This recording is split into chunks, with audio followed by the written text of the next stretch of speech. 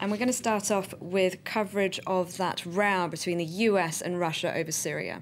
Yes, the New York Times today points out that a meeting with Obama just 2.5 months ago, the then Russian President Medvedev said that US and Russia relations had never been so good at any point over the last decade. Now that Putin's back in power, of course, that looks pretty distant now, they say. It shows really that the Obama idea of resetting relations in Russia was never going to go very far because their common ground, their common interests really don't have that much in common. And now Putin seems to feel no impunity about cracking down on demonstrators in Russia and continuing to back Assad in Syria. And it shows really that the US has very little manoeuvring space, very little influence over what Putin does. He doesn't care, essentially, the New York Times is saying. That, of course, is really a gift to lots of Obama's opponents back home in the US who can say that he's carrying out a too conciliatory foreign policy, accuse him of refusing to intervene in Syria because he's trying to keep Russia happy. That's essentially what an argument in foreign policy is being made today. They say it was ridiculous to ever think that a diplomatic solution could be reached to this crisis via Russia. Of course, the hope was that Russia might use its leverage with Syria to persuade Assad to go. They say that was never going to work. To start with, they've got a long friendship, the Russian regime, with the Assad family, dating back decades.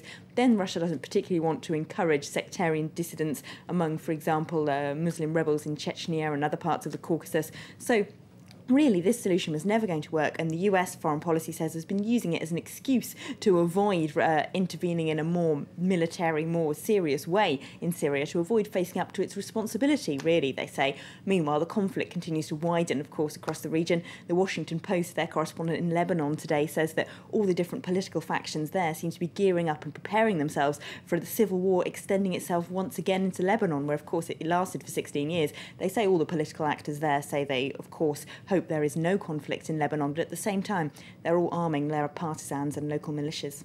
And what are the papers saying about the crucial rulings we're expecting in Egypt this Thursday? Well, it's a complex argument, really, between the principle of whether or not Ahmed Shafiq, the former Prime Minister of Mubarak, should be disqualified on those grounds, and between those who say that even if maybe in theory he should have been, it's just too late now and the election should be allowed to run as it is. There's an article in Al-Aram which says essentially that while maybe he should have been disqualified to start with, it's a bit late now, it's just got to go ahead. And it is, of course, though, giving fuel to those on the revolutionary side of the movement who've been opposed to him for a long time. They do point out, though, in that article that he does have quite a solid support base among Coptic Christians, particularly, who are afraid of Islamism, and among a big swathe of Egyptian society who are just afraid of crime and see him as representing stability and law and order. Elections coming up in Greece too this weekend, where the situation might perhaps not be quite as bleak as we've been hearing. Well, we have heard obviously lots of dreadful things coming out of Greece recently, but there's an interesting article in The Guardian which profiles a number of young people who studied or worked abroad and have now decided to move back to Greece. Lots of them are young entrepreneurs, people starting up new firms, which is exactly the opposite from what you might think you'd do if you were Greek now. The last thing you would do is move home, but they have found a bunch of young people who might just represent Greece's future. They've come back because they believe that their country does have a future and they want to play a part in rebuilding it.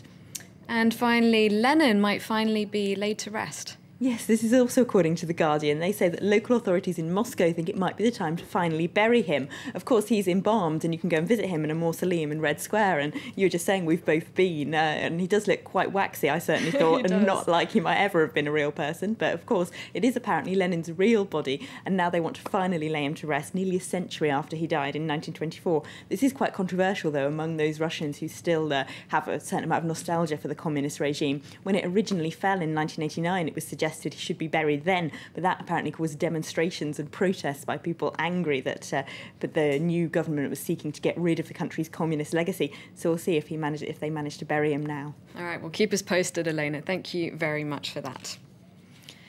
You're watching live from Paris. A reminder